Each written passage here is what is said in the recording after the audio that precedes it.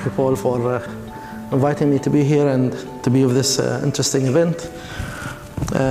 Paul basically helped make my life being easy because he did the introduction to the emerging technologies and what's going on in the field of construction.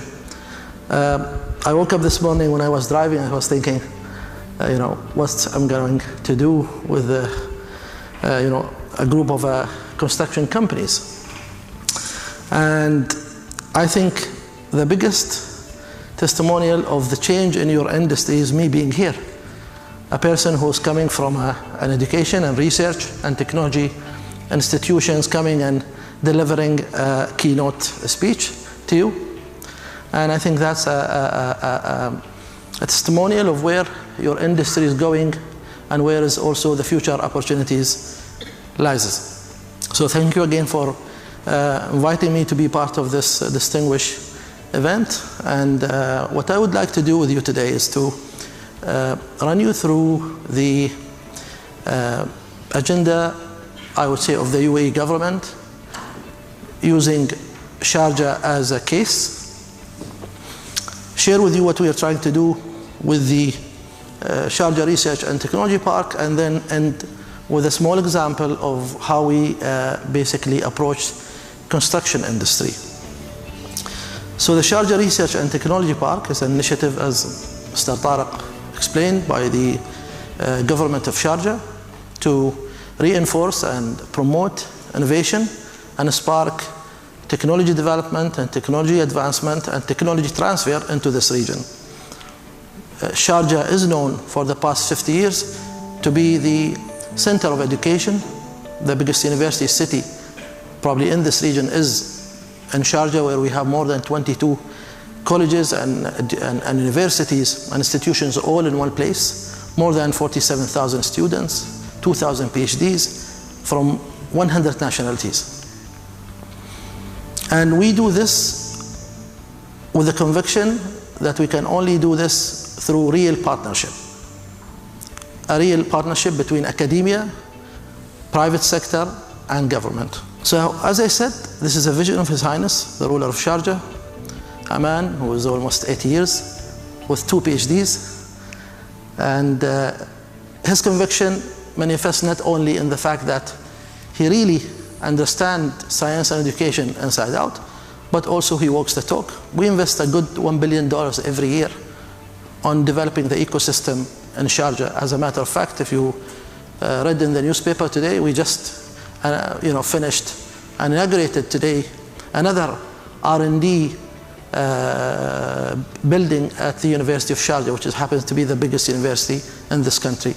So the determination and the drive and the understanding has been there with Sharjah for the past 50 years. What are we trying to do with innovation? Is no difference than any other city around the world. Every city around the world is trying to do the same thing, is trying to come up with the next enablers for their own people and for their own young people and for their economy to thrive. So we're trying to build an innovation ecosystem. But building an innovation ecosystem is not only about the building and the infrastructure. It's most importantly is about building people. Paul explained to us different technologies. We would not be able to do and implement these technologies if we don't have the right set of people who understand these technologies and understand how to deal with them. So my call to you as an industry is to invest in people, because this is what really will be the game changer for your industry going forward. The second thing is we want to generate employment for our young people across this region. As a matter of fact, our first project, which happened to be a 3D construction company, is managed by a graduate from the American University of Sharjah, and we have 8 engineers working on this project, developing this technology, making sure that it is commercially viable, and bringing best practices. And the third one, we want to catalyze on knowledge economy and invest in the future.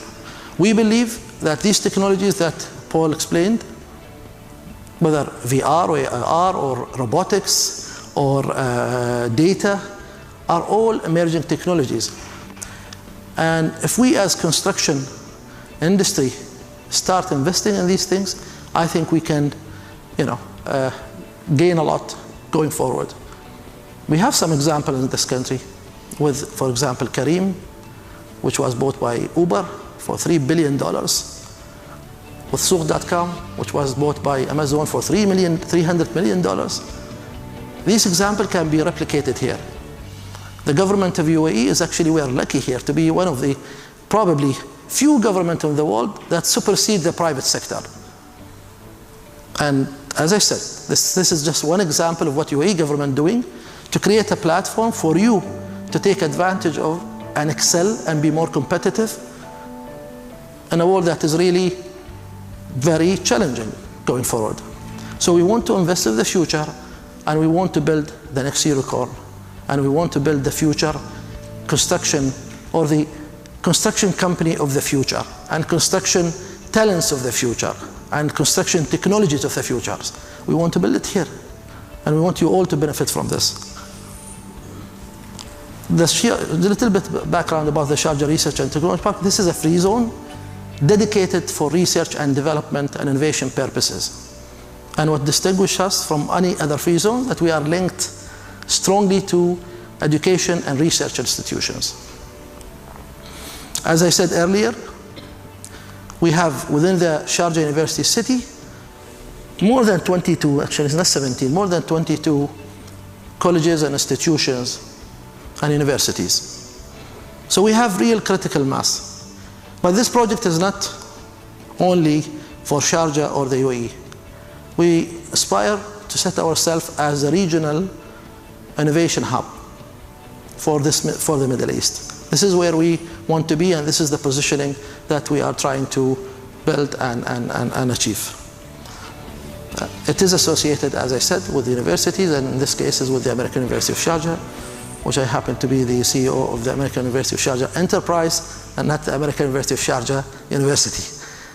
Because the company has, the university has, or the ruler, who is the chair of the university, started a commercial entity to help develop the ecosystem of the innovation in Sharjah.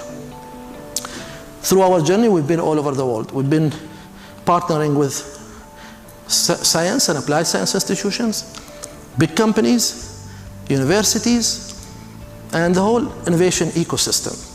We also started to do this here. A few days ago, we signed with Masdar City. We will be cross-promoting our tenants and our research. And we already have some examples that we will be announced shortly. And this is, again, to enforce that this venture in which we are all in only can thrive through true partnership and collaboration. And it cannot be one man or one entity show. This is just typical free zone things, which I hate to talk about, to be honest, because I don't want to position or talk about our park as a free zone, because that's not where we are. We focus on 6 main areas. We focus on the development of water technology, production design and architecture, mobility, logistics and smart cities, digitization, renewable energy, and environmental technology. Why? Because we believe these are not only regional growing and potential sectors, but I think these are also global, and we believe that in Sharjah, within our colleges, we have strong colleges that can support this sector, and we have a strong private sector that also can support us doing these things. So if I name a few, within, for example, the environment, we have the biggest environmental company in this region in Sharjah, which is BIA. If I talk about transport, we have the biggest budget airline in this region, which is Air Arabia. And we have, believe it or not, also the biggest privately owned port management companies in the world, which is Gulf Tainer. Sharjah company manages 2 ports in America and other parts of the world. This is our headquarters, which will be finished by December. And yes, there are a lot of variation within the development of this beautiful building. This will be an open innovation building under the umbrella of or under the domes of these buildings, we will have science institutions, we will have accelerators, we will have small and medium enterprises, we have anchor tenants, we have other enablers that we believe this, in connection to the university city and to the private sector, should be a home for innovation for this region. These are our current offices, Block A and Block B. Block A, we sit on them. Block B, we have different set of companies. From global applied science institutions like Fraunhofer and Vito from Brussels, to amazing local entrepreneurs companies like CAFU, which we have their R&D office at the park. And this is a unicorn, I think, is gonna happen from the UAE, because now they are here, but they have the plan to go to Nigeria, which is 220 million, Egypt 85 million, Saudi 35 million. And imagine how this company will grow. To Nokia, where we are setting up the largest 5G testing ground in this region.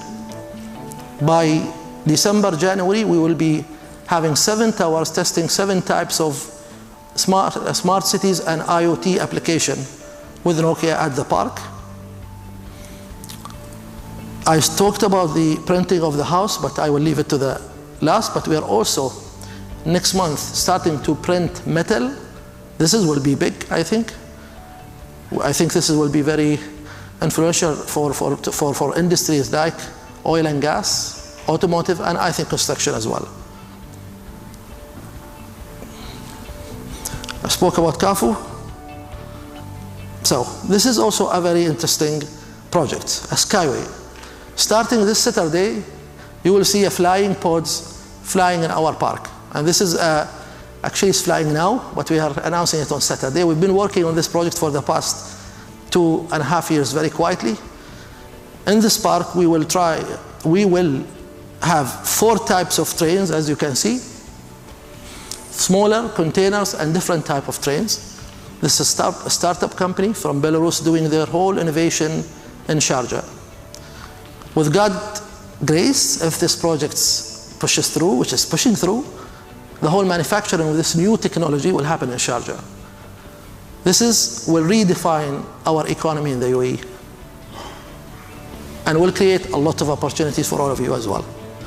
So I have the video in my phone with one of these trains flying in the sky, but I will keep it for you guys to watch it on Sunday. It should be on TV. Merlin is another industry which focuses, or another company which focuses on aquaponics, hydroponics, solar, and sustainable housing.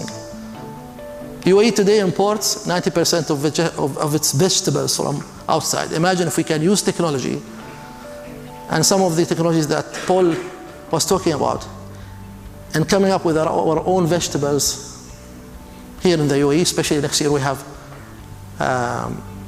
Expo 2020, so a lot of people will come. They need a lot of fresh vegetables. So we are creating a new set of industries in the country and creating a new economic impact as we go forward. Another project, which is, not this one. Okay, this one. So in this building, we will have what we call Sharjah Open Innovation Lab. 2 floors of this big building will be dedicated for makerspace, you know the concept of makerspace. So rapid prototyping, 3D printing, textile, electronics, wood. And this will be open for student entrepreneurship, small and medium companies, faculties to come and co-create their own products and their own technologies. The overall objective is to come up with smart manufacturing and smart factories. Today with technologies, we can use a smaller space, less energy, to produce things that are more competitive going forward. MEET is our Middle East engineering technology. This is a project that was in collaboration with Jinko Mr. Bipin is here, he's going to talk to you later about it, and the American University Engineering Department, and Oulu Technical University from Finland, and SIBI from Holland. This is a typical example of how we are approaching these emerging technologies and how we are trying to bring them into the market, making sure that they are competitive and they grow. So I will leave it to the end, and I think later on Mr. Bipin will probably give you more information about how this. So this house actually is already printed in Sharjah last week, and I don't know whether you saw it on the news or not, but it's printed in Sharjah last week, and as we speak, we are refining this technology as we go forward. Arada is a big construction project, mixed-use construction, neighboring projects to the technology park, which they wanted to set up a water treatment plant, and our condition was, we will give you the land, in one condition you set up a water R&D center, which they agreed. This is a partnership between Prince Khalid bin Walid bin Talal of Saudi and a royal from Sharjah.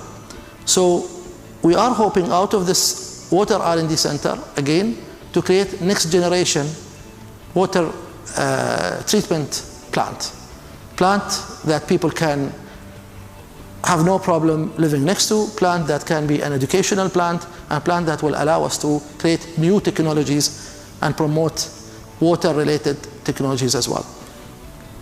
I spoke about the metal 3D printing. Hopefully next month we're starting with Mensa to do this project.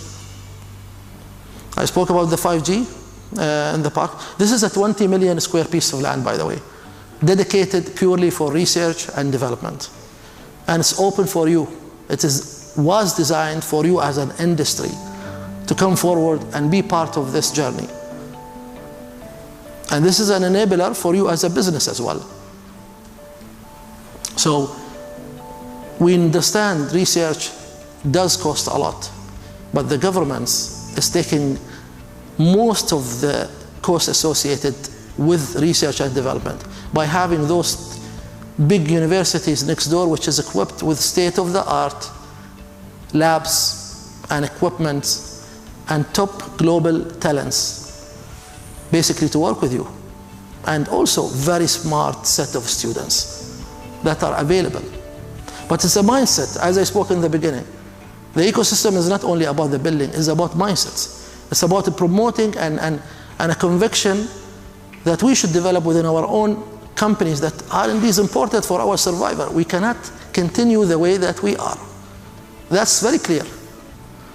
So I will really call upon you to really embed this in your thinking as a company, as a corporation. Even with a small budget, that's okay. But it's very important that you start this. Again, part of the ecosystem, we are setting up the regional United Nations Technology Innovation Lab. This exists in different parts of the world, in Finland, in Malaysia, in Europe. For this region, will be in Sharjah. And again, this will give us access to best practices globally. New opportunities, new projects, new technology development in India, and Malaysia, and Finland, and Hamburg, and other parts of the world. And these are all new opportunities for you as well. So, between now and December, you should see 80% of what I spoke to in place, if not almost 100%. We have other projects that we are working on, but it's not here, related to autonomous cars. And one more, I forgot, because Paul spoke a lot about VR and AR. We are setting up within the park an experiential center where we will have virtual reality, gamification, augmented reality, experience center available for corporates, for students, for faculty to come and use to sell better, to improve your work better, and to do basically your job in the best way you can. A little bit of what we've done with the 3D construction project. As I said, we consider this as an R&D project, a collaboration between academia, private sector, and government. We launched this project technically a couple of weeks ago, and we continue to refine the technology, we continue to refine the materials that we use, and we continue to refine the software associated with it. So this is a very exciting example that we've launched, and Pippin can talk to you about the benefits so far he is getting out of this project, maybe. But we want to continue this with other technologies as well. And I think one reason why we started with this, because from day one, we knew that construction is a big industry in this region, and it makes sense that we start with it. And this platform, thank you, Tariq, and other forum, I don't think it cannot get any better for us, at least, to communicate this message to you, that you are in a fantastic industry that has a lot of potential in this part of the world. But to be able to unlock this, I think we need to think different and we need to work different. And I think we need to embed education and R&D in our businesses, as businesses. Thank you very much, and I wish you all the best.